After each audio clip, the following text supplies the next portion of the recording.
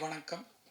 அனைத்து ஊடகம் மற்றும் செய்தி தொடர்பாளர்கள் எல்லாருக்கும் என்னுடைய வணக்கம்.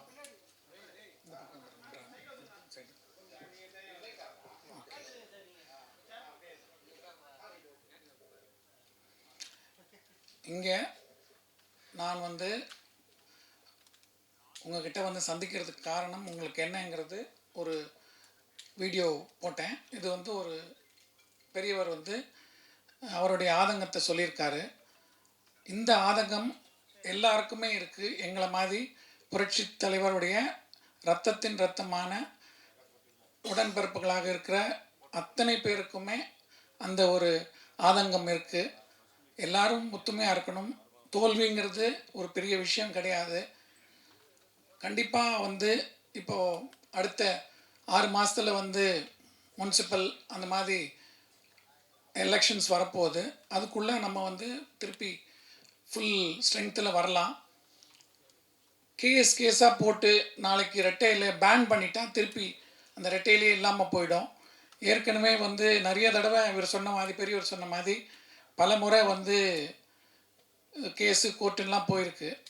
அதெல்லாம் தவிர்த்துட்டு தயவு செஞ்சு ஒரு தலைமைன்னு நீங்கள் முடிவு எடுத்து தான் அந்த தேர்தலை சந்தித்தோம். அந்த தேர்தல் சந்தித்த போது நல்ல வாக்கு கண்டிப்பாக என்னமோ ஒரு அலை அடித்தா கூட ஒரு ஒரு எந்த ஒரு இது இல்லாமல் நம்ம கிட்டத்தட்ட 1.25 கோடிக்கு மேலே எடப்பாடியோ யாரையோ நம்பி ரெட்டையிலங்கிற ஒரு இதுக்காக போட்டிருக்காங்க. அதனால் எந்த தலைமையை நம்ம ஒத்துக்கிட்டு போனோமோ அந்த தலைமையை நம்ம கண்டினியூ பண்ணால் கண்டிப்பாக ஜனங்களுக்கு ஒரு மாற்றம் தேவைங்கிற போது ஒரு அதிமுகங்கிறது இருக்குங்கிறது ஒரு பலமாக இருக்கும். ரெண்டாவது நம்ம நல்லது செஞ்சால் கண்டிப்பாக வர முடியும்.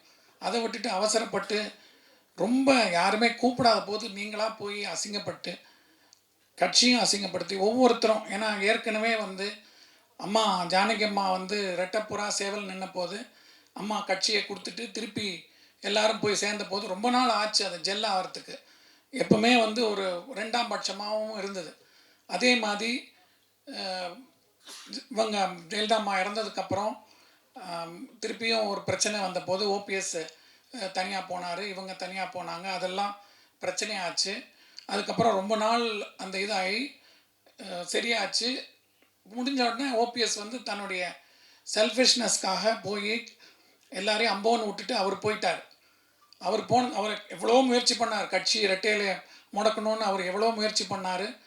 அது நடக்கலை. அதுக்காக ஃபுல் அண்ட் ஃபுல் இந்த சிவி சண்முகம் தான் கோர்ட்டு கேஸ் எல்லாம் போய் போராடி எல்லாம் பண்ணார். ஆனால் இன்றைக்கி அவர் சொல்கிறார் எல்லாரையும் ஒத்துமையாக சேர்த்துங்க, எல்லாரையும் சேருங்க. இந்த ரெட்டையில் ஆக்சுவலாக போன தேர்தல்லையே 21 ஏடிஎம்கே நல்ல சீட்டில் வர வேண்டியது. அது முதலமைச்சராக யார் அறிவிக்கிறதே ரொம்ப லேட் பண்ண வச்சது ஓபிஎஸ். அவர் ரொம்ப நியூசன்ஸாக இருந்து பார்ட்டியை ஸ்ப்ளிட் பண்ணணுங்கிறது தான் அவருடைய எண்ணமாக இருந்தது. அது கடைசியில் அதை உண்மைங்கிறதும் நிரூபிச்சுட்டு அவர் போயிட்டார். இப்போ அதே மாதிரி திருப்பி இந்த சிவி சண்முகம் யாருங்கிறவர் இதுக்கு ஃபுல் அண்ட் ஃபுல் இந்த பார்ட்டியை ரெட்டையிலைக்காக போய் கோர்ட்டு கேஸ் எல்லாம் போனாங்க. வேலுமணி எல்லாம் டெல்லிக்கெல்லாம் போனாங்க. இன்றைக்கி அவங்களே திருப்பியும் ரெட்டையிலை முடுக்கினா கண்டிப்பாக ரெட்டையிலைக்கு ஒரு கிடைக்கிறது ரொம்ப கஷ்டம். ஏன்னா இந்த மிந்தி மாதிரி இல்லை, இப்போது ரொம்ப வேறு மாதிரி போயிட்டுருக்கு. அதனால் தயவு செஞ்சு நம்ம 2ஆம் பட்சமாக மாறக்கூடாது. ஏன்னா ஒரு தடவை நம்ம இப்போது தாவேக்காவோ அவங்கள நம்பி நீங்கள் போகிறீங்கன்னா கண்டிப்பாக இந்த எம்எல்ஏ போஸ்டெல்லாம் நிச்சயமாக டிஸ்குவாலிஃபை பண்ணிவிடுவாங்க. பண்ணிட்டா உங்களுக்கு சீட்டு கொடுக்க மாட்டாங்க, தாவேக்கா தான் நிற்பாங்க. அப்போ நீங்கள் ரொம்ப கேவலப்பட்டு போவீங்க. நீங்கள் அசிங்கப்படுத்தி ஏடிஎம்கேவை கேவலப்படுத்துறதுல எங்களுக்கெல்லாம் ரொம்ப கஷ்டமாக இருக்குது. எல்லாமே உண்மையாக ஆசையாக ரெட்டைலைக்கு இருக்கிறவங்க இன்றைக்கும் இருக்காங்க. அது நிரூபணமும் ஆயிருக்கு. அதனால் தயவு செஞ்சு இந்த மாதிரி அவர் எல்லாரையும் நீக்கிறாருன்னு சொல்கிறார். இந்த நீக்க சொன்னதே இவங்க தான். ஃபுல் அண்ட் ஃபுல் ஓபிஎஸ் கூட கேஸ் நடத்தினது, மற்றவங்களாம் பண்ணது, அந்த மாதிரி சொல்லி இப்போ கடைசியில் ஸ்லீப்பர் செல்னு சொல்லி இப்போ இவங்க ஸ்லீப்பர் செல் மாதிரி ஆயிட்டாங்க. இது ரொம்ப அசிங்கமாக இருக்குது. தயவு செஞ்சு எல்லாருமே திருப்பி ஒன்றா சேருங்க. இல்லை எங்களுக்கு வேண்டான்னு சொல்லிட்டு நீங்கள் வெளியில் பொதுக்குழு செயற்குழு உறுப்பினர்கள்லாம் தயவு செஞ்சு ஒத்துமையாக இருக்கணும். பின்னாடி போகிறீங்கன்னா அவங்களுடைய கிட்ட வேலை செஞ்சவங்களாக இருந்தால் அவங்க போவாங்க. பட் ஆனால் கண்டிப்பாக நான் சொல்கிறேன், அவங்கள நம்பி போனீங்கன்னா, ஏன்னா எனக்கு நல்லா தெரியும், விஜயகாந்த் அவர்களோட கூட்டு வச்சாங்க, ஏடிஎம்கே கூட கூட்டு வச்சாங்க. அவங்கெல்லாம் ஒன்றா அண்ணன் தம்பியாக பழகிட்டு இருந்தாங்க. திடீர்னு பிரிஞ்ச போது ரொம்ப அவங்க மனசு கஷ்டப்பட்டதெல்லாம் நான் பார்த்துருக்கேன். அதனால் அந்த மாதிரி நமக்கு வந்து அந்த நிலைமை வரக்கூடாது. ஏற்கனவே 2-3 தடவை நம்ம அவஸ்தைப்பட்டிருக்கோம். அந்த மாதிரி தயவு செஞ்சு வராதிங்க. ரெட்டை இலைங்கிறது முக்கியம். எம்ஜிஆருடைய கட்சி நிறைய பேர் தியாகம் ஜானகியம்மா வந்து ஒரு எதிர்பார்ப்பும் இல்லாமல் கொடுத்துட்டு போனாங்க. அதுக்கப்புறம் இவர் சொல்கிற மாதிரி 96ல் ஒரு பெரிய தோல்வி வரும்போது எல்லாரும் அப்பவும் செதறி ஓடுனாங்க. இதே வந்து தனியாக ஒரு குரூப் பண்ணாங்க, எல்லாம் பண்ணாங்க, கடைசியில் திரும்பி வந்துட்டாங்க. ஏன்னா வந்து அந்த அம்மாவுக்கு கொஞ்சம் ஆளுமை இருந்தது, அதனால திருப்பி கொண்டு வர முடிஞ்சுது. ஆனால் இப்போ இருக்கிற நிலைமை வந்து இவர் எவ்வளோதான் ஆளுமை இருந்தாலும் இப்போ வேறு மாதிரி அது இது பண்ணிக்கிட்டு இருக்காங்க. அதுக்கு வந்து கொஞ்சம் ப்ரீதிங் டைம் இருந்தால் நம்ம கண்டிப்பாக உள்ளாட்சி தேர்தலில் வந்து நல்ல ஃபுல் பலத்தோடு நம்ம வர முடியும். ஜனங்க பார்த்துக்கிட்டு இருக்காங்க. புதுசாக ஒருத்தர் வந்திருக்காரு, அவர் என்ன பண்ண போகிறாருங்கிறது எதிர்பார்ப்போடு இருக்காங்க. அதில் வந்து நல்லா பண்ணாங்கன்னா அவங்களுக்கு இருந்துட்டு போட்டோம். அதே அவங்க தவறு பண்ணும்போது ஒரு மாற்றுன்னு வரும்போது கண்டிப்பாக ஏடிஎம்கேக்கு ஒரு நல்ல சான்ஸ் இருக்குது. அதை தயவு செஞ்சு நீங்கள் மிஸ் பண்ணாதீங்க. மிஸ் பண்ணிங்கன்னா once and for all ADMK முடிஞ்சு போயிடும். யாரும் அந்த கட்சி போய்டும் இந்த கட்சி போய்டுன்னு சொல்லிட்டு கடைசியில் நம்ம குத்துற மாதிரி ஆயிடுச்சு. தயவு செஞ்சு அந்த மாதிரி வேலுமணியோ இவர் சண்முகமோ பேசுகிறச்செல்லாம் வந்து எங்களுக்கு ரொம்ப கிட்டத்தட்ட, அதாவது நத்தம் விஸ்வநாதன்லாம் வந்து இவர் சொல்ல சொல்ல அவர் பேசுகிறாரு. இவர் சட்டசபையில் பின்னாடி ஓடி போய் டாக்டர் விஜயபாஸ்கர் போய் என்னமோ ஒன்றும் தெரியாமல் இப்போ அவர்கிட்ட போய் கேட்டு வராரு. அந்த மாதிரியெல்லாம் நான் பார்த்ததே இல்லை சட்டசபையில் வந்து ஒரு 20 வருஷம் 30 வருஷமாக. முன்னாடி எப்படி நடந்தது எனக்கு தெரியாது. இந்த காலகட்டத்தில் இந்த மாதிரிலாம் ஏடிஎம்கேக்காரங்க அப்படி பிஹேவ் பண்ணி நான் பார்த்ததே கிடையாது. தப்பாக போகுது, ரொம்ப நல்லா இல்லை. நாங்கள்லாம் வந்து ரொம்ப வருத்தப்படுறோம். ரெட்டையில் ஏடிஎம்கே நல்லா ஸ்ட்ராங்காக வரும்ன்ற நம்பிக்கை இருக்குது. அதோடைய பாசிட்டிவ்னஸ் தான் வந்துக்கிட்டு இருக்கு. அந்த சமயத்தில் இவங்க வந்து தேவையில்லாமல் யாரோ புதுசாக ஒரு இவங்க வந்தாங்க, அவங்க பின்னாடி இவங்கெல்லாம் கூட சேர்ந்துக்கிட்டு போகிறாங்க. நிச்சயமாக வந்து அவங்களுக்கெல்லாம் எம்எல்ஏ போஸ்ட் போகும். போனால் அவங்கள வந்து ரொம்ப கேவலமாக நடத்துவாங்க. அவங்க கூட போகிறவங்க திருப்பி நாங்கள்லாம் வந்து ரொம்ப பார்த்துருக்கோம். திடீர்னு ஓபிஎஸ் கூட இன்றைக்கி விட்டுட்டு போனதுக்கப்புறம் அவங்கெல்லாம் எம்ஜிஆர் பக்தர்கள்லாம் எவ்வளோ வருத்தப்படுறாங்க. இந்த மாதிரி எங்களுக்கு மரியாதையே இல்லை, நாங்கள் என்ன பண்ணுறது, யார் கூட போகிறதுன்னு தெரியாமல் அவங்கெல்லாம் செதற மாதிரி போயிட்டுருக்க போது கூட அவங்களுக்கு மனசு இல்லாமல் அப்படியே நிற்கிறாங்க. அந்த மாதிரி ஒரு உண்மையாக இருக்கிறவங்கள தயவு செஞ்சு நீங்கள் விட்டு கொடுக்காதீங்க ப்ளீஸ். தேங்க்யூ.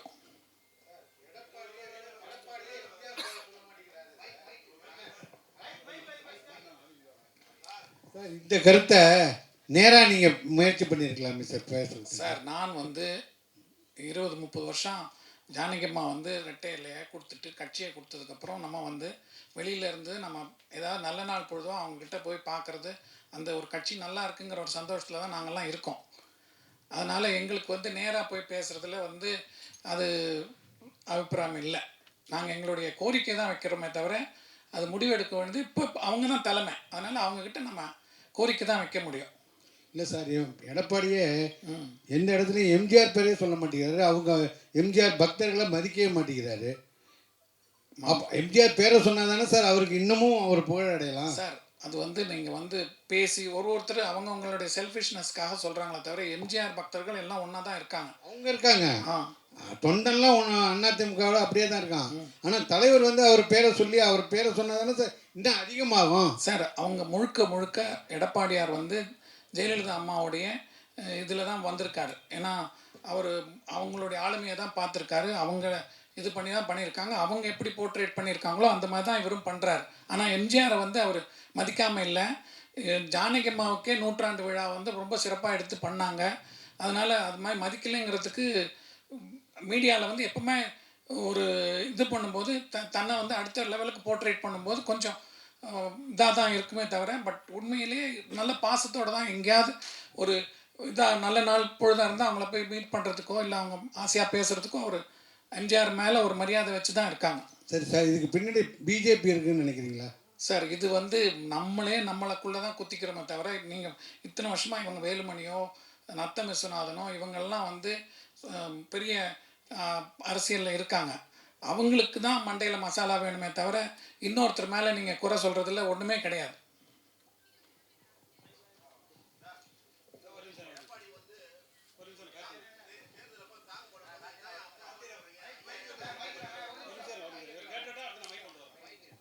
சார் சார் நீங்கள் சொல்கிறீங்க நீங்களே எம்ஜிஆர் ஃபேமிலியும் தான் வந்தீங்களா சார்? உங்களுக்கு இது வரைக்கும் ஒரு கட்சியில் அங்கீகாரமோ பதவி? சார் நாங்கள் யாரும் எதிர்பார்க்கல சார். நாங்கள் சந்தோஷமாக எங்களை எங்கே போனாலும் அந்த இதுக்கு ஒரு மரியாதை கொடுத்து எங்களை ஆசையாக இது பண்ணுறாங்க. ரெட்டையில் இருக்குது, கட்சி இருக்குது. நான்லாம் வந்து சின்ன வயசில் எங்கள் அப்பா வந்து அண்ணாடிஎம்கே ஆஃபீஸில் வந்து கல்யாண மண்டபம் வச்சுருந்தார், சத்யா கல்யாண மண்டபம்னு. அந்த கல்யாண மண்டபத்தில் ஓடி விளையாடணும் தான், ஒவ்வொரு இதுவும் மீட்டிங் நடக்கும்போதெல்லாம் பார்த்தவன் தான். அதாவது இப்போது இப்போ எம்ம ஸ்பீக்கராக இருக்கார்ல ஜேசிடி பிரபாகரன், அவரெல்லாம் வந்து ஜானகிமா சாவர வரைக்கும் கரெக்டாக கேக்கெல்லாம் வந்து கொடுத்தாரு. அவர் முதல்ல நிற்கும் போது அவர் கால் ஃப்ராக்சர் ஆகி கீழ்பாக் ஹாஸ்பிட்டலில் இருந்தார். அப்போ அப்பா கூப்பிட்டு போய் இந்த பையன் நல்ல பையன், நல்லா வருவான், அவனை என்கரேஜ் பண்ணணுன்ட்டு அப்பா வந்து எக்ஸ்ட்ராவாக இப்போ தேர்தல் அப்பாவுக்கு வந்து ஒரு அண்ணா நகரில் வந்து ஹாண்டே நிற்கிறாங்க, இவர் வந்து வெள்ளிவாக்கத்தில் நிற்கிறாங்க. அப்போது இவருக்கு ஹாண்டேக்கு ஒர்க் பண்ணும்போது அவருக்கு எக்ஸ்ட்ரா ஒர்க் பண்ணுறதுக்கு அவருக்கும் அப்பா போய் எக்ஸ்ட்ராவாக பைசாலாம் கொடுத்து நல்லா பண்ணுங்கள், கேம்பெயின் பண்ணுங்கன்னு சொல்லி அப்பா வந்து என்கரேஜ் பண்ணார். அந்த மாதிரி அதனால அவங்கெல்லாம் இன்னும் பழைய ஆளுங்கள்லாம் இதாக இருக்காங்க. ஏன்னா எம்ஜிஆர் பீரியட்லேயே வந்து 80ல் தோற்ற போது மொடக்குறிச்சி சுப்பலக்ஷ்மி, நாஞ்சில் மனோகரன்லாம் வெளியில் போனாங்க. அந்த மாதிரி ஒவ்வொரு தடவையும் இதில் போவாங்க. ஏன்னா உங்களுக்கு தெரியும் விஸ்வநாதன், ஒரத்தநாடு அவரும் எல்லாருமே 4 பேர் இருந்தாங்க. அவங்க அப்புறம் வைகோ கிட்ட போனாங்க. அதெல்லாம் நடந்தது கட்சியில். அது மாதிரி நடக்கும் சார். நீங்கள் உங்கள் கட்சிக்காரங்க தான் சொல்லுதாங்க, சிவி சண்முகம், வேலுமணி சார்லாம். இது வந்து உடைக்கிறது வந்து ஆளுங்கட்சியா இல்லையா? அவங்க ஆசை வார்த்தை காமிக்காங்களா? வேறு ஏதாவது குதிரை பேரம் தான் நடந்திருக்கா? உங்களுக்கு தெரிஞ்சிருக்குமா? அதை ஏன் நீங்கள் சொல்ல மாட்டேங்கிங்க சார்? உங்களுக்கு தான் தெரியும் என்ன நடக்குதுன்னு, மீடியாவுக்கு தான் தெரியும் குதிரை பேரத்தை பற்றிலாம். நாங்கள் வந்து பொதுவாக ஒரு நிகழ்வுகளை பார்க்குறோம், ஒரு சிலர்கிட்ட நாங்கள் என்னென்னு கேட்டு தெரிஞ்சுக்கிறோமே தவிர இந்த பேரம் பேசுகிறதெல்லாம் வந்து எங்களுக்கு தெரியாது. எங்களுக்கு தெரிஞ்சதெல்லாம் வந்து என்ன பண்ணுறாங்க கட்சியில் வந்து இவங்க எப்படி ரெட்டையில் உடைக்கிறதுக்கு தெரிஞ்சே, அதாவது ஏற்கனவே இந்த மாதிரி நடந்து ரெட்டையில் பேன் பண்ணி ஜானகிம்மா கொடுத்ததுக்கப்புறம் தான் வந்து இந்த ரெட்டையில் வருது. அப்போ டிஎன் சேஷன் இருக்கார். நான் முதல் நாள் ஜானகிம்மாவுக்கு ஆதரவு கொடுக்குறதா பூட்டா சிங் கிட்ட போய் ஜானகிம்மா கேட்குறாங்க, ஆதரவு கொடுக்குறதாலாம் காங்கிரஸ் எல்லாம் சொல்லிவிட்டு மூப்பனாரியா வந்து நம்ம தனியாக நிற்போங்கிற மாதிரி ஏதோ ஒரு ஐடியா கொடுக்க, இவங்க வந்து லாஸ்ட் மூமெண்ட்டில் ஒன்றுபட்ட அதிமுக ஆதரவு கொடுப்போன்னு சொல்லிட்டு இது பண்ணுறாங்க. அந்த சமயத்தில் ஆர்எம் வீரப்பன் அவர்கள் வந்து இவங்க கருணாநிதி அவர்களை போய் பார்க்குறாங்க. பார்க்கும்போது அவர் என்ன சொல்கிறார், நான் வந்து இந்த மாதிரி இது சப்போர்ட் பண்ண முடியாது, வேறு இதாக பண்ணுவோன்னு சொல்லிட்டு அவங்க அப்ஸ்டீன் பண்ணுறாங்க. அப்போது அந்த மெஜாரிட்டியில் ஜானகிம்மா ஃப்ளோரில் வின் பண்ணுறாங்க. வின் பண்ணிவிட்டு கூட இவங்க என்ன பண்ணாங்க, சட்ட ஒழுங்குன்னு சொல்லி காங்கிரஸ் வந்து நிறைய அது எல்லாம் எந்த இதாக இருந்தாலும் உங்களுக்கு நல்லா தெரியும். அப்போ யாரை பார்த்தாலும் டிஸ்மிஸ் பண்ணிவிட்டு அடிக்கடி எலெக்ஷன் வைப்பாங்க. பட் இப்போ வர ஃப்யூச்சரில் வாஜ்பாய் கவர்மெண்ட்டுக்கு அப்புறம் அந்த பாலிசிஸ் கூடாதுன்னு சொல்லி ரொம்ப நாள் வந்து என்ன பிரச்சனை இருந்தால் கூட அந்த 5 years டேர்ம்ஸை உள்ளே அலோவ் பண்ணுறாங்க, மீட் பண்ணுறாங்க. அதனால் பிரச்சனைகள் வந்து நம்மக்கிட்ட தான் இருக்கே தவிர மற்றவங்கக்கிட்ட இல்லை. சார் வணக்கம் சார். இப்போ எம்ஜிஆர் துவங்கிய கட்சி அதோடைய சின்னம் வந்து சிக்கலாயிடக்கூடாது அப்படிங்கிறதுல இவ்வளோ ஒரு ஆர்வமாக சொல்கிறீங்க. ஏன்னா அரசியலில் ஈடுபடாட்டி கூட ஒரு அக்கறையாக சொல்கிறீங்க. இப்போ இதே மாதிரி இன்னொரு முக்கியமான விஷயம் என்னென்னா, இந்த இந்தி திணிப்பு எதிர்ப்பு விஷயத்தில் எம்ஜிஆர் சிறைக்கே போயிருக்கிறார். அதை ஒரே நேரத்தில் அரசியல்லையும் சினிமாவிலையும் ஈடுபட்டார். ஆனால் எந்த ஒரு தகுதியுமே இல்லாமல் தன்னை எம்ஜிஆர்னு சொல்லிக்கிற ஆட்கள் இருக்காங்க. அதை நீங்கள் ஏன் இது வரைக்கும் கண்டிச்சதில்லை? அது நியாயமாக கண்டிக்கணும். உங்களுக்கு ஒன்று தெரியுமா, எம்ஜிஆர் வந்து நீங்கள் இந்த படம் பாருங்கள், நவரத்னம்னு ஒரு படம் பாருங்கள், அதில் ஹிந்தி பாடலே அவர் பாடியிருக்கார், பாடி நடிச்சிருக்கார். அதனால வந்து ஒரு மொழி வந்து தெரிஞ்சுக்கிறது தப்பு கிடையாது. திணிப்பு சொல்கிறேன், திணிப்பு தமிழ்நாட்டில் வந்து அந்த திணிப்பு கிடையாது. ஏன்னா இவங்க வந்த போதே ஏடிஎம்கே ஆட்சி இருக்கும்போதே அது வந்து ஸ்ட்ரிக்டாக தான் ஃபாலோ பண்ணாங்க, திணிப்பு கொடுக்கல. அதனால் இவங்க அது வச்சு தான் அரசியல் இத்தனை வருஷம் நடத்திட்டு இருக்காங்க. அது வந்து இன்னைக்கு ஒரு பொருட்டே கிடையாது. இல்லை, என்னுடைய கேள்வி உங்களுக்கு சரியாக கன்மையாகலன்னு நினைக்கிறேன். நான் கேட்ட கேள்வியோடைய அர்த்தம் என்னன்னா, எம்ஜிஆர் அரசியல் சினிமா ரெண்டுத்துலையும் ஒரே நேரத்தில் கோல வச்சினார். சினிமாலையும் தைரியமாக தான் சார்ந்த கட்சியை வெளிப்படுத்தினார். போராட்டங்கள்லையும் வந்து ஒரு சில விஷயங்கள் ஈடுபட்டிருக்காரு. ஆனால் எந்த தகுதியுமே இல்லாத சில பேர் தன்னை எம்ஜிஆரோட ஒப்பிட்டுக்கிறாங்க. அரசியலுக்குலாம் வந்து அடுத்த எம்ஜிஆர் நான்னு. அதை நீங்கள் ஏன் வந்து அதையும் நீங்கள் வந்து ஒரு இது கருத்தை தெரிவிச்சிருக்கணும்ல? இப்போ ஒருத்தர் சினிமாக்குள்ள வராங்கன்னா தன்னை வந்து ரஜினி, கமலா நினச்சிக்கிறவங்க எல்லாருமே. அது மாதிரி எம்ஜிஆருங்கிறது ஒரு பெரிய ஆளுமை. அதனால எல்லாருக்குமே தன்னை வந்து எம்ஜிஆரா நினைக்கணுங்கிறதா. நீங்கள் பழைய பழைய விஷயங்கள் பார்த்துருக்கீங்க. ஏதாவது ஒரு தர்மம் பண்ணால் கூட எம்ஜிஆர் வாழ்கன்னு தான் சொல்லுவாங்க. எம்ஜிஆரை தான் மனசில் ஜனங்க இன்னும் நினச்சிட்டு இருக்காங்க. அதனால யார் எம்ஜிஆரை பற்றி சொன்னாலும் அது எம்ஜிஆருக்கு தான் பெருமை. அப்புறம் இன்னொரு விஷயம், இப்போ எம்ஜிஆருடைய இறுதி சடங்கப்ப ஜெயலலிதாவை வந்து அந்த வண்டி வாகனத்திலேருந்து கீழே தள்ளி விட்டாருன்னு ஒரு விஷயம் உங்கள் மேலே உண்டு. அது என்னன்னா, நீங்கள் நினச்சது வந்து எம்ஜிஆருக்கு அப்புறம் ஜெயலலிதா வேண்டாம், வேற ஒருத்தர் வரணுங்கிறதோட ஒரு அர்த்தமாக அதை வச்சுக்கலாம். ஆனால் சொல்லி முடிச்சுக்கிறேன். ஆனால் உங்களுடைய அந்த எண்ணம் ஈடேறலை. அதே மாதிரி அதுக்கப்புறம் பார்த்தீங்கன்னா ஜெயலலிதா அடையாளம் காட்டியது ஓபிஎஸ்க்கு தான் சொன்னீங்க. உங்களுடைய அந்த எண்ணமும் நிறைவேறலை. அதாவது நீங்கள் ஒரு நோக்கத்தில் சொல்லியிருக்கலாம், அதை நான் குறை சொல்லலை. ஆனால் தொடர்ந்து உங்களுடைய அந்த ஒரு எதிர்பார்ப்பு எல்லாமே அது எதிர்மறையாக தான் நடந்துட்டு இருக்கு. இப்போ எடப்பாடி பழனிசாமி பக்கம் நிற்கணும், கட்சி ஒற்றுமையாக இருக்கணுங்கிற அர்த்தத்தில் சொல்கிறீங்க. இதுவாவது நடக்குங்கிற ஒரு எண்ணம் இருக்கா அவங்களுக்கு? அதாவது நான் வந்து 1967 பிறந்தேன். எனக்கு எம்ஜிஆர் இறந்து போகும்போது வயசு 20. அப்போ வந்து எங்களுக்கெல்லாம் வந்து அவர் கூட வாழ்ந்திருக்கோம். அவர் வந்து எங்களை ஒவ்வொரு நல்ல நாட்களும் எங்கே ஃபங்க்ஷன் போனாலும் எங்களை கூப்பிட்டு போவார். எங்கள் மேலே பாசமாக இருந்தார். எதுவாக இருந்தாலும் அவருக்கு தெரியாமல் எதுவுமே செய்ய மாட்டோம். அவருடைய ஆசையாகவே இருப்போம். இது வந்து நீங்கள் அன்னைக்கு பிரச்சனை என்ன நடந்ததுன்னா, அந்த அம்மா வந்து நானே வந்து நக்கீரன் செகண்ட் இஷ்யூவில் பாருங்கள், என்னோடய பேட்டி இருக்கும். என்ன நான் அது வந்து எனக்கும் அந்த அம்மாவுக்கும் அரசியலோ எதுவுமே கிடையாது. என்ன ஒரு சாதாரண அந்த வீட்டில் ஒரு குடும்பத்தில் எங்கள் மாமா அவர் வந்து இறந்து போகிறாரு. அவர் வந்து ஒரு கௌரவமாக பண்ணுற சமயத்தில் இவங்க ஏறி மிதிக்கும் போது அதை வந்து நாங்கள் சின்ன பையன் போனாங்க. ஐ வாஸ் ஒன்லி 20 years தான். அப்போது என்னுடைய கோவத்தை நான் வெளிப்பாடு காண்றேன். அதுக்கப்புறம் வந்து அந்த பிரச்சனை அதோட முடிஞ்சு போயிடுது. என்ன அதுக்கு அவங்களும் பெரிய அந்த ஒரு ஒரு 2-3 வருஷம் அந்த ப்ராப்ளம் இருந்து அதோட அவங்களும் மறந்துட்டாங்க. நான் இது பண்ணிட்டாங்க. ஜானகிம்மா இறந்த போது கூட முதல் ஆளாக அவங்க தான் வந்தாங்க தோட்டத்துக்கு. வந்தபோது கூட நானும் அவங்களும் ஒன்றா தான் நின்றுட்டு இருந்தோம். வந்து பார்த்துட்டு தான் போனாங்க. அதனால் அவங்களுக்கும் எனக்கும் பிரச்சனையே கிடையாது. என்ன அது வந்து சொல்லிகிட்டே வராங்க. அதே மாதிரி ஓபிஎஸ் வந்து எனக்கு வந்து அந்த சமயத்தில் யாருமே தெரியாது. கட்சியில் எடப்பாடிங்கிற ஒரு உருவமே எங்களுக்கு தெரியாது. என்ன அப்போது இந்த ஓபிஎஸ் வந்து 2 தடவை 3 தடவை அவங்க சான்ஸ் கொடுத்துருக்காங்க. அதனால் அவர் கண்டினியூ ஆகட்டுமே, அவர் சிஎம்மாக இருக்கார், அப்படி கண்டினியூ ஆகட்டுமேங்கிறது தான் ஆதரவு கொடுத்தோம். அதுக்கப்புறம் அவருக்கே எதிர்ப்பாக ஈரோடு தேர்தலெல்லாம் நானே பேசியிருக்கேன். இந்த மாதிரி கட்சியை உடைக்கிறவங்களாம் எங்களுக்கு வேண்டாம் தான் சொல்லியிருக்கோமே தவிர, நாங்கள் வந்து இவர் வரக்கூடாது அவர் வரக்கூடாதுன்னு நாங்கள் நினைக்கல. எங்களுக்கு வந்து ரெட்டையில் இருக்கணும், கட்சி இருக்கணும், கட்சி ஒத்துமையாக இருக்கணும். அந்த எம்ஜிஆருடைய ஃபோர்ஸஸ் வந்து இன்னும் ஆசையாக இருக்காங்க. நல்லது செய்யுங்க, யார் வேணால் வாங்க, அவ்வளோதான். சார், அரசியலில் உங்கள் கருத்து சொன்னீங்க. சினிமாவை பொறுத்த வரைக்கும் உங்களோட அடுத்த கட்ட திட்டம் என்ன? நான் வந்து I'm now going to be 59 years நடந்துகிட்ருக்கு. ஏதாவது சான்ஸ் தானாக வந்தால் நானே பண்ணுவேனே தவிர நான் வந்து முடிஞ்ச வரைக்கும் போகிறதில்ல. ஏன்னா எங்களுக்கு வந்து அந்த ஃபேமிலி பேக்ரவுண்ட்னா உங்களுக்கு சினிமா பற்றி தெரியும். போனோடனே என்ன சார் ஏதாவது ஃபைனான்ஸ் பண்ணுறீங்களா, படம் எடுக்கிறீங்களா, ஃபஸ்ட்டு போடும்போது நம்மளை போட்டுருவாங்க. அதுக்கப்புறம் படம் வந்து பெரிய கம்பெனியாக இருந்தால் அது மூவ் ஆகும். நம்மளை வந்து ரொம்ப நாளுக்கு அப்புறம் தேடி வரும்போது சின்ன கம்பெனிஸ் வரும்போது நம்மளை ஃபைனான்ஸ் பண்ணுறியான்னு சொல்லி ஃபோர்ஸ் பண்ணுவாங்க. அப்போ நமக்கே ஒரு அந்த ப்ரெஷர் வரும். அதனால் நான் வந்தால் செய்வேன், இல்லைன்னா நான் செய்ய மாட்டேன்.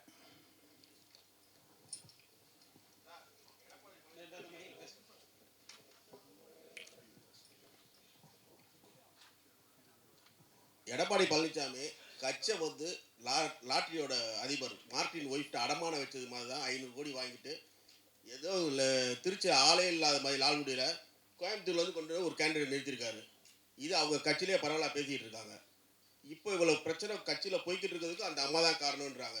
எடப்பாடியை வீட்டுக்குள்ளே பார்த்துட்டு வந்துட்டு 10 நிமிஷம் வெளியில் வந்து நாங்கள் உடன்பாடாகட்டும் டிவிக்கு விஜய் கட்சி கூட சேர போகிறோன்னு அந்த அம்மா பேட்டியும் கொடுக்குது. ஏன் உள்ளே இருந்து எடப்பாடி வந்து வேணான்னு சொல்ல வேண்டியதானே? யாரோ பேட்டி கொடுக்குறது, ஏன் இப்படி கொடுக்குறேன்னு கேட்குறாரு. ஏன் இந்த அம்மா மட்டும் சொல்ல மாட்டாரு? வாங்கின காசு காண்டியா? நீங்கள் சொல்கிற வந்து எல்லா கட்சியுமே தேர்தல் நிதி வாங்கியிருக்காங்க. அதனால் இவங்க வாங்கினாங்க அவங்க வாங்கினாங்கங்கிறது நீங்கள் சொன்னீங்கன்னா அது சரியாக வராது. ஏன்னா மற்ற கட்சியிலையும் இந்த ஃபேமிலி இருக்குது, அதனால் எல்லா கட்சியிலையும் அவங்க இருக்காங்க.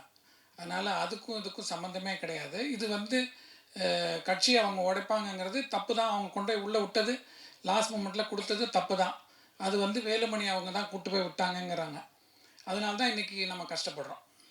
சரி, எடப்பாடி வந்து கட்சியில் ரொம்ப நல்லவர், அவருக்கு கொடுக்கலாம் சொல்கிறீங்க. நல்லவர் நான் சொல்லலை, நல்லவர் நான் சொல்ல வரல. அவர் வந்து இந்த தேர்தலுக்கு அந்த 4 வருஷம் முதல்ல அவர் வரும்போது, அவர் ஆட்சியில் அமரும் போது அவர் மெஜாரிட்டியோடு தான் இருந்தார்.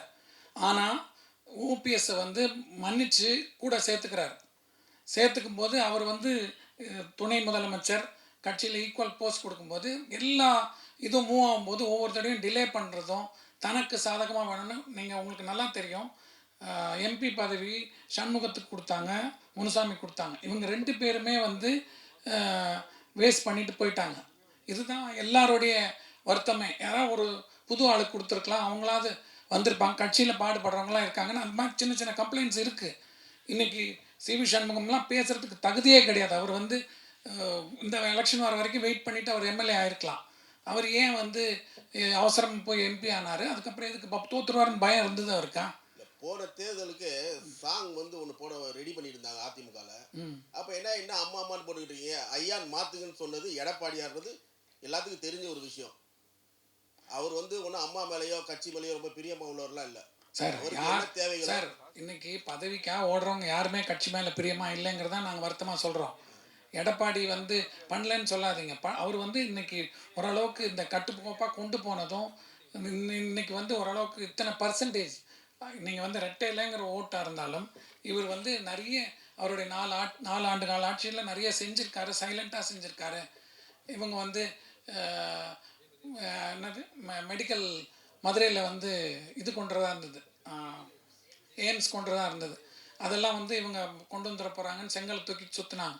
அதெல்லாம் விட இவர் எக்கச்சக்கமாக கவர்மெண்ட் ஹாஸ்பிட்டல்ஸு என்னென்னமோ பண்ணார், ரிசர்வேஷன்ஸ் கொடுத்தாரு. அதனால கவர்மெண்ட் ஸ்கூல்ஸில் மெடிக்கல் இதெல்லாம் வராங்க. அதெல்லாம் பார்த்துட்டு நாங்கள் அவரே கண்டினியூ பண்ணால் கொஞ்சம் ஸ்ட்ராங்காக இருக்கும். ஏன்னா உங்களுக்கு பழைய இதில் வந்து அமாவாசை பௌர்ணமி ஆனால் மந்திரி பதவியெல்லாம் போய்கிட்டு இருந்தது. அதெல்லாம் இல்லாமல் ஓரளவுக்கு ஸ்ட்ராங்காக கொண்டு போகிறது ஒரு பெரிய விஷயம். அதெல்லாம் அவர் பண்ணனால நம்ம எனக்கு தனிப்பட்ட முறையில் எடப்பாடிங்கிற ஒரு முதலமைச்சர் ஆனதுக்கப்புறம் தான் தெரியும். எடப்பாடிங்கிறது யாருமே தெரியாது. அதுக்கப்புறமும் எடப்பாடிக்கிட்ட நான் வந்து ஒரு 2 தடவை 3 தடவை ஏதாவது வீட்டு ஃபங்க்ஷனாக இருந்தால் இன்விடேஷன் கொடுக்க போயிருப்பேன், இல்லை நியூ இயர்க்கு ஒரு தடவை போயிருக்கேன், அவ்வளோதான். அதுக்கப்புறம் அவருக்கு எனக்கு சம்மந்தமே கிடையாது. எதுக்காக சொல்கிறேன்னா ஒரு கட்சியை காப்பாற்றிட்டு போகிறாங்க.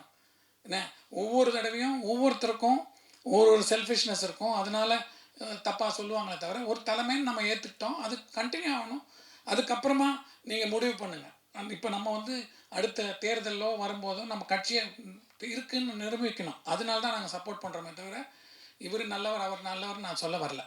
கண்டினியூவான ஓகே. வெளியில் போகிறவங்கள என்ன பிரச்சனை, வா உள்ளே இருன்னு சொல்கிறத விட்டு போறையா கிளம்பு அப்படின்னா அது சிவி சண்முகம் சொல்கிறாரு. அந்த சிவி சண்முகம் தான் நிறைய பேர் விரட்டினாரு. நீங்களே பார்த்துருப்பீங்க. ஓபிஎஸ்க்கு எதிராக பொதுக்குழு கூட்டு நடத்துகிற போது முனுசாமி வந்து ஆதரவு கொடுத்து உட்கார்ந்துருக்காரு. அவரை மேடையிலே அசிங்கப்படுத்தினார் அந்த சிவி சண்முகம். அவரை அடிக்கிற மாதிரிலாம் போய் பேசினார்.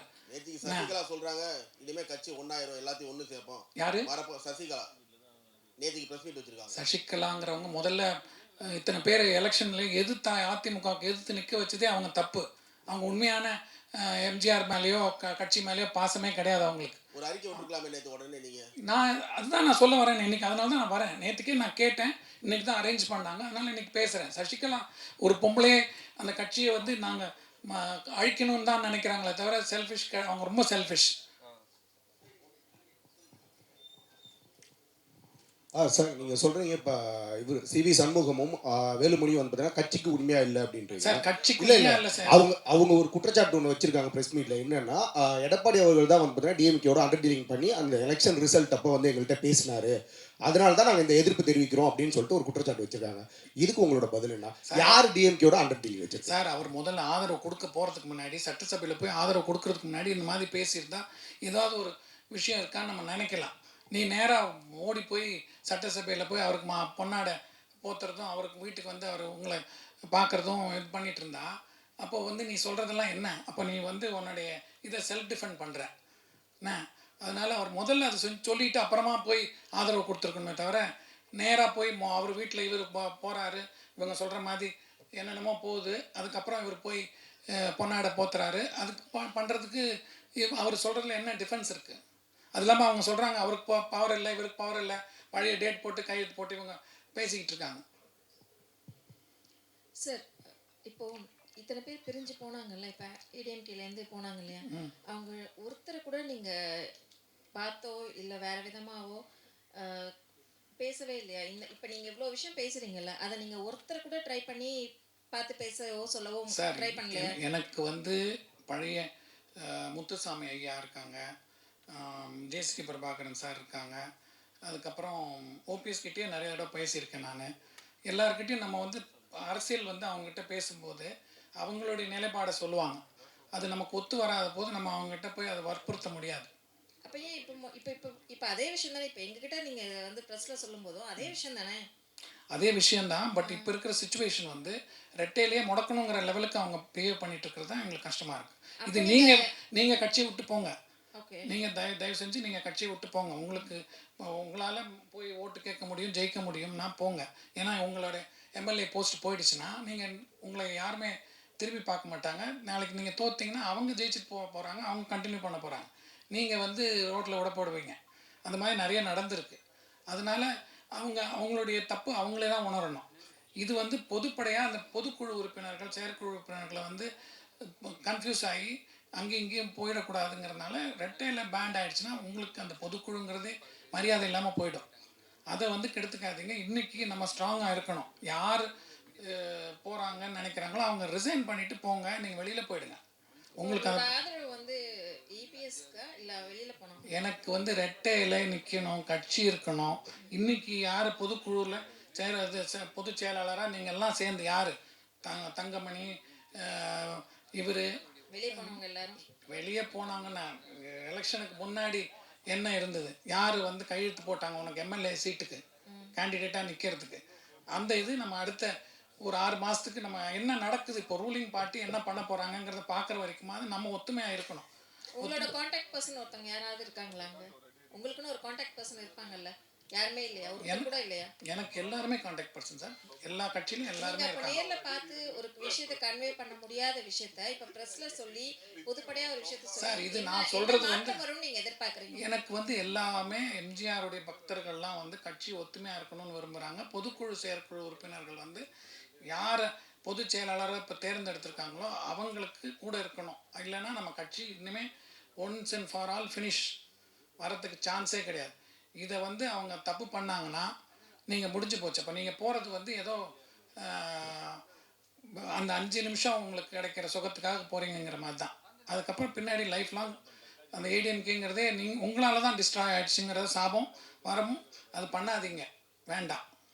இத்தனை வருஷம் இல்லாமல் இப்போ திடீர்னு நீங்கள் இது மாதிரி வந்து சார், இன்றைக்கி தான் தேர்தல் முடிஞ்சது, இப்போ தான் அந்த பிரச்சனை வருது. பிரச்சனை வரும்போது தான் நாங்கள் பேச முடியும். வணக்கம் சார். இப்போ அந்த வாக்கெடுப்பு இல்லை, வாக்கு எண்ணிக்கை நடந்துட்டு இருந்த நேரத்தில் இப்போ தாவேக்கு கொஞ்சம் கூடுதல் இடம் வர்ற நேரத்தில் முதலாக சொன்ன டிவியில் வந்து ஒருவேளை வந்து அதிமுக சார்பில் எடப்பாடியும் பாமகவும் அதிமுக கூட்டணி ஆட்சி அமைச்சு திமுக வந்து வெளியிலேருந்து ஆதரவு தருவதுக்கு கூட ஒரு வாய்ப்பு வரலாம்னு அதுக்கப்புறம் சில தொலைக்காட்சிகளும் இதை சொன்னேன். ஆனால் அதற்கான முயற்சிகள்லாம் நடந்ததா ஒரு பேச்சு இப்போ இருக்கிறது. சிவி சண்முகம் கூட சொல்லியிருக்கிறாரு. அப்படி நடந்திருந்தால் நீங்கள் ஆதரிச்சிருப்பீங்களா? திமுக ஆதரவோடு அதிமுக அரசு அமைகிற மாதிரியானது நடந்திருந்தால் நீங்கள் அதை ஆதரிச்சிருப்பீங்களா?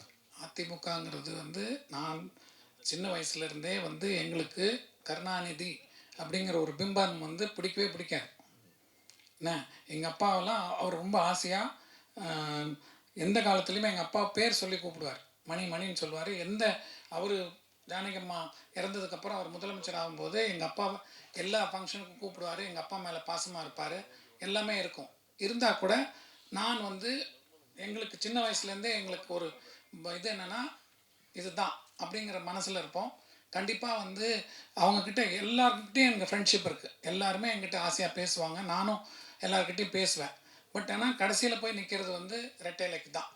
இப்போ எம்ஜிஆர் இருந்தப்போ இருந்த அதிமுக இப்போ இல்லை, கருணாநிதி இருந்தப்போ இருந்த திமுக இப்போ இல்லை. அடுத்தடுத்த மனிதர்கள் வந்துட்டாங்க, சின்னம் கட்சி இதெல்லாம் தனிதில். அப்போ இன்னும் அந்த மாதிரியான ஒரு முரண்பாடு இல்லை ஒரு பகை உணர்வு தேவையா? பகை உணர்வு தேவையாங்கிறது வந்து இந்த 5 வருஷம் அவங்க திமுக ஆட்சி நடந்திருக்கு. அப்போது வந்து ஏடிஎம்கேங்கிறது வந்து ஒரு எதிர்க்கட்சியாக செயல்பட்டிருக்காங்க என்ன. அதனால் ஒவ்வொருத்தரும் அந்த பழைய 72 கட்சியில் இருக்கிறவங்கலாம் எவ்வளோ கஷ்டப்பட்டாங்கங்கிறது எங்களுக்கு கண்கூட நானே பார்த்துருக்கேன். அதனால் எங்களோட மைண்ட் செட் வந்து எப்பவுமே வந்து நீங்கள் உங்களுக்கு நல்லா தெரியும், சுலோச்சனா சம்பத் அம்மா வந்து நாங்கள்லாம் ஜானகி அம்மா கூட டெய்லி ஒரு நாள் விட்டு ஒரு நாள் வந்து எம்ஜிஆர் இறந்ததுக்கப்புறம் அவங்க வந்து அவங்க கூட வந்து வீட்டில் பாய் போட்டு கீழே படுத்திருப்பாங்க. நாங்கள் என்ன இவ்வளோ பெரிய ஆள். அவங்க தான் வந்து அவங்க வீட்டுக்காரர் தான் வந்து டிஎம்கேக்கு வந்து முதல்ல இதாக வர வேண்டியவர். அவங்களே வந்து எங்கள் கூட குழந்தைங்கள ஒருத்தராக வந்து விளையாடிக்கிட்டு வந்து படுத்திருப்பாங்க. அவங்க வந்து அதிமுகவில் இருக்கும்போது அவங்க பையன் இளங்கோவுடைய கல்யாணத்துக்கு இவங்க போகல. அப்போ வந்து அந்த ஆளுமைக்கு கட்டுப்பட்டு அவங்க இருந்தாங்க. அதே மாதிரி உங்களுக்கு இவர் தெரியும், ஸ்ரீவில்லிபுத்தூர் தாமரக்கனி, அவருடைய இறப்புக்கு அவருடைய பையன் போகல. அவர் மந்திரியாக இருந்தார். தமிழ்ச்செல்வனோ என்னமோ ஒரு பேர், இன்பத்தமிழ்ச்செல்வன். பையங்க தம்பிதுரை வந்து தன்னுடைய மகள் திருமணத்துக்கு போலேன்னா சம்பந்தி மாற்று கட்சியை சேர்ந்தவர் அப்படிங்கிறதுனால. இதேதான். ஆனா இதெல்லாம் வந்து ஒரு நாகரிகமான விஷயம் நினைக்கிறீங்களா? இல்லை, எம்ஜிஆர் இருக்கும்போதே அது நடந்ததுங்க. எம்ஜிஆர் இருக்கும்போது கேஏகே வந்து ஒரு இதில் போய் கல்யாணம் பண்ணியிருக்காங்க. அவங்க சொந்தத்தில் ஏதோ கல்யாணம் பண்ணிவிட்டு அந்த கல்யாணத்தை கூப்பிட்றாரு.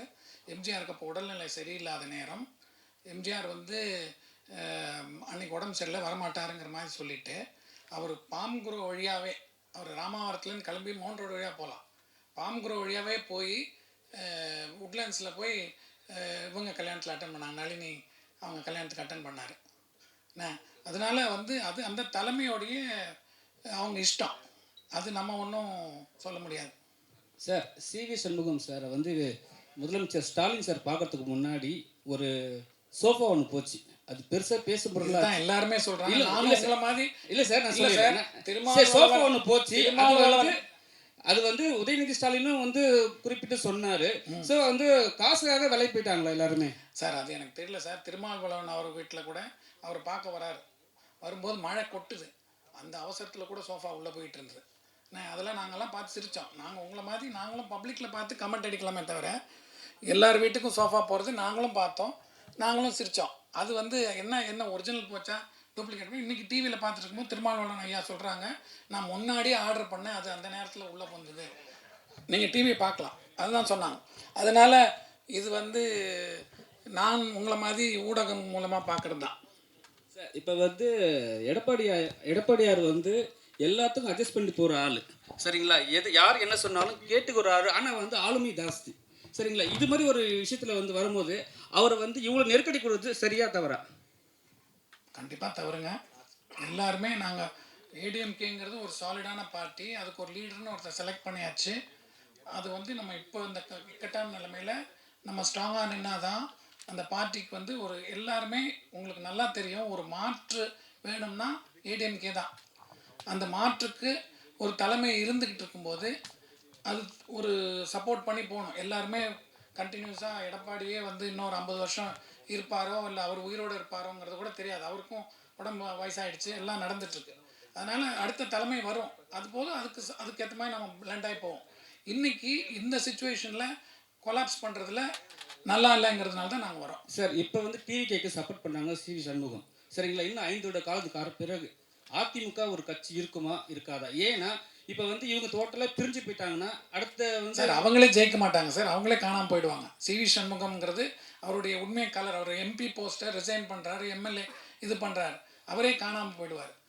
எங்களை மாதிரி எம்ஜிஆர் இது சோத்தை தின்னவங்க, இல்லைன்னா எம்ஜிஆர் மேலே பாசமாக இருக்கிறவங்க, எம்ஜிஆர் மன்றத்தில் இருக்கிறவங்க, அப்புறம் அந்த குடும்பத்தில் இருக்கிறவங்க இருக்காங்களே. இப்போ நானே என் வீட்டில் நான் வந்து என் பையன்கிட்ட இந்த எலெக்ஷனில் இப்படி இருக்கேடா பக்கத்தில், நான் வந்து தேர்தலுக்காக வெயிட் பண்ணி தேர்தலில் ஓட்டு போட்டுட்டு அன்றைக்கி சாயங்காலம் நான் ஒரு முக்கியமான இதுக்காக நான் லண்டன் கிளம்புறேன். நான் போகும்போது என் பக்கத்து சீட்டில் பாம்பேலேருந்து 2 பசங்க, ஒரு யங்ஸ்டர்ஸ், பெரம்பூர் தொகுதியில் சேர்ந்த ஒரு பொண்ணு ஒரு பையன், வேறு ஏதோ 2 பேர் வேறு வேறு ஆளுங்க. அதே மாதிரி இன்னொருத்தர் அந்த பக்கம் ஒரு முஸ்லீம் ஃபேமிலி உட்காந்துருக்காங்க. இவங்ககிட்ட சும்மா ஜாஸ்தியாக பேசும்போது அவங்க சொன்னாங்க, நாங்கள் எங்கள் அப்பா வந்து இந்த பொண்ணு சொல்கிறான் ஏரோஸ்டஸ்ஸு லீவ் போட்டு வந்திருக்கா. அவன் சொல்கிறான் எங்கள் அப்பா வந்து திமுக பரம்பரை திமுக, ஆனால் நான் வந்து இவருக்கு ஓட்டு போடுறேங்கிற மாதிரி வரேன். அதே மாதிரி அந்த இவர்கிட்ட கேட்குறேன், இஸ்லாமிய சகோதரர் அவர் ஒய்ஃபோடு போகிறாங்க. அப்போ கேட்குறேன், இல்லை திமுக தான் வரணுங்கிற மாதிரி பேசுகிறாங்க. அதனால் கருத்துக்கள் வந்து அந்த மாதிரி நிறைய இருக்கும். ஒரு தகவலுக்காக சொல்கிறேன், ஜெயலலிதா உயிரோடு இருந்த வரைக்கும் குடியரசுத் தலைவர் மாளிகையில் போய் அவரை சந்திக்க போனாலும் இவருக்கான ஒரு சோபா அங்கே முன்னாடியே அங்கே போகும். அப்படி நடந்தது, ஒரு தகவலுக்காக சொல்கிறேன். அப்போ நீங்கள் வந்து சிம்பிளாக இல்லை. இப்போ வர சீஃப் மினிஸ்டர் வந்து சிம்பிளாக இருக்க மாட்டார். ஒரு ஃப்ளோர் பூரா அவர் போனால் புக் பண்ண போகிறாரு. நம்ம நாட்டு பைசாவை பூரா காலி பண்ண போகிறாரு. அப்படி தானே சொல்ல வரீங்க? சார் அதான் நானும் அந்த தகவல் சொல்கிறேன். அப்போ சிம்பிளான மாற்றம் கிடையாது.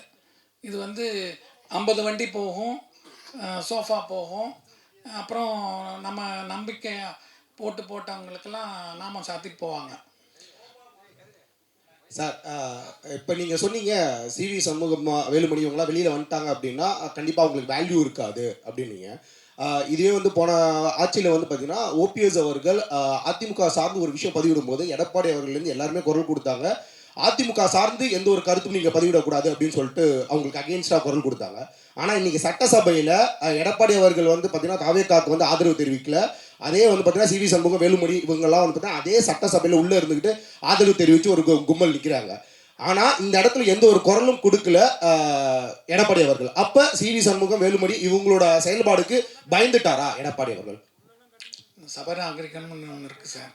உங்கள் கட்சி ஆளே திடீர்னு பிஹேவ் பண்ணும்போது அவருக்கு வந்து எக்ஸ்பீரியன்ஸ் இருக்கிறனால அவர் காமாக இருக்காரே தவிர, சிவி சண்முகம் நீங்களே பார்த்துருப்பீங்க டிவியில் பிஹேவ் பண்ணுறதும் விஜயபாஸ்கர் ஓடுறதும். அப்போது அந்த சீப் பிஹேவியர் பண்ணும்போது இவரும் அதுக்கு ஈக்குவலாக போய் பண்ணால் அப்போ நீங்கள் வந்து ஒரு சீஃப் மினிஸ்டராக பார்த்தவருடைய டெக்காரமை வந்து கெடுக்கிற மாதிரி ஆகிடும். அவர் வந்து முதல்ல ஒரு எம்எல்ஏவாக இருந்தால் அது வேறு பிஹேவியர், தலைவராக வரும்போது ஒரு சீஃப் மினிஸ்டராக இருக்கும்போது பிஹேவியர். அதனால அவர் டீசெண்டாக பிஹேவ் பண்ணார், இவர் இன்டீசெண்டாக பிஹேவ் பண்ணியிருக்காரு. இல்லை சார், கடந்த ஆட்சியில் வந்து பார்த்தீங்கன்னா ஓபிஎஸ் இருக்கும்போதே வந்து பார்த்தீங்கன்னா எடப்பாடி அவர்கள் அதே சட்டசபையில் தான் அந்த வார்த்தையும் பதிவிட்டார். ஓகே, ஸோ அப்படி இருக்கும்போது இப்போ ஏன் அந்த நாகரிகம் தெரிஞ்சிருக்கு அவருக்கு? சார், ஓபிஎஸ்ங்கிறவர் வந்து அவருக்கு முன்னாடி சிஎம்மாக இருந்திருக்காரு. என்ன அவர் வந்து செஞ்ச விஷயங்கள் வந்து ஒரு பொதுக்குழு இது பண்ணியாச்சு, அவர் சிஎம் ஆகிட்டார். அதுக்கப்புறம் நீங்கள் கட்சியை கெடுக்கிறதுக்குனே நீங்கள் பண்ணும்போது அந்த ஒரு இது சொல்கிறாரே தவிர, இன்றைக்கி இருக்கிற சுச்சுவேஷனில் உங்களுக்கு சிவி சண்முகமோட பிஹேவியரை பற்றி தெரியும். அவருடைய நடவடிக்கைகள்லாம் தெரிஞ்சுட்டு அவருக்கு ஈக்குவலாக அவருக்கு வந்து இறங்கி பேச முடியாது. சார் வணக்கம் சார். சொல்லுங்கள். மாண்புமிகு எம்ஜிஆர் அவர்களால் துவக்கப்பட்ட அதிமுக, ஜெயலலிதா அவர்களால் கட்டி காக்கப்பட்ட அதிமுக, இன்னைக்கு சல்லியாக உடைச்ச சசிகலா அவர்களே என்ன சொல்லியிருக்காங்கன்னா, எல்லாரும் ஒன்றா சேர்ந்து மீண்டும் அதிமுக ஒருங்கிணைச்சு கொண்டுட்டு வரணும் அப்படின்னு சொல்லியிருக்கிறாங்க. அது நடைமுறை சாத்தியமா? நீங்கள் ரெட்டலையை வந்து எப்படி காப்பாற்ற போகிறீங்க? இதுக்கப்புறம் உங்களோட நடவடிக்கை என்னவா இருக்கும்? சார், நான் தான் முதல்ல அவர் கேட்கும்போதே சொன்னேன், அவர் கேட்டபோதே சொல்லிட்டேன். சசிகலா வந்து முதல்ல இத்தனை பேர் கேண்டிடேட் நின்று ஓட்டை பிரித்ததே தப்பு. அப்போனா உங்களுக்கு விஜயகாந்த் பொண்டாட்டிக்கும் சசிகலாவுக்கு என்ன டிஃப்ரென்ஸு? உங்களுக்கு என்ன காசு கிடைக்குதோ என்ன சீட் கிடைக்குதோ அங்கங்கே ஓடுற மாதிரி போயிட்டு இருந்தாங்கன்னா, அப்போது சசிகலா வந்து ஆப்போசிட்டில் இருக்கிறவனுக்கு நீங்கள் ஆதரவாக செஞ்சீங்கன்னா அப்போ நீங்கள் என்ன ஒன்றுபட்டது? இப்போது இவரும் சொல்கிறது மாதிரி தானே இருக்குது. சண்முகம் வந்து தொட்டிலும் ஆட்டி விட்டுட்டு புள்ளையும் கிள்ளி விட்டுட்டு அழறது பேசுறதில்ல, என்ன நியாயம் இருக்குன்ற அது மாதிரி இந்த அம்மாவும் ஒதுக்கப்பட்டவங்க. இவங்க வேண்டான்னு முடிவு பண்ணிட்டாங்க. என்ன ஆனானப்பட்ட தினகரனே அவ்வளோ இது இருந்த போது அவர் இப்போது கூட இருக்கார். என்ன சந்தர்ப்ப சூழ்நிலையில் போயிட்டாங்க, அவர் அண்டர்ஸ்டாண்ட் பண்ணிக்கிட்டார், அட்ஜஸ்ட் பண்ணி தானே போனாங்க. அதனால் ஓரளவுக்கு ஒரு ஸ்ட்ரென்த்து கிடச்சதில்ல. அது அந்தம்மா வந்து பேசாமல் இருந்திருந்தா ஜெயிச்சிருக்கலாமே. அப்புறம் நீங்கள் பேசுனீங்கன்னா அது ஒரு வேலிடு பாயிண்ட்டாக இருக்கும். நீங்கள் எல்லா தப்பும் பண்ணிவிட்டு இப்போது சுச்சுவேஷனில் போய் நான் ரொம்ப பெரிய இது பேசுகிறேங்கிற மாதிரி பேசுனா அது நல்லா இல்லை.